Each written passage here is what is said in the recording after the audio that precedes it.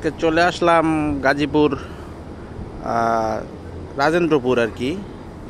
দেশগ্রামের মানুষ কতই না আরামে থাকে, সবুজ শ্যামল গাছগাছালি, কত সুন্দর বাতাস, কত সুন্দর ওয়েদারের ভিতরে গ্রামের মানুষ থাকে, বসবাস করে, কত না শান্তি তাদের।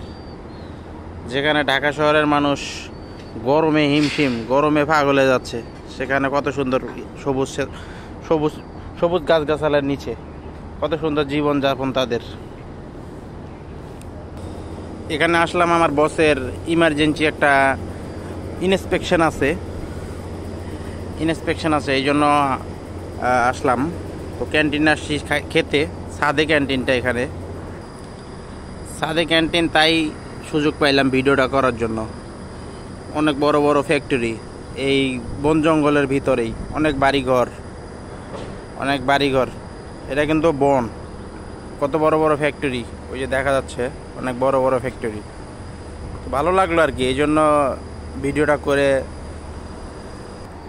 ভিডিওটা করে আপনাদের মাঝে দিলাম, ভালো লাগলো তাই।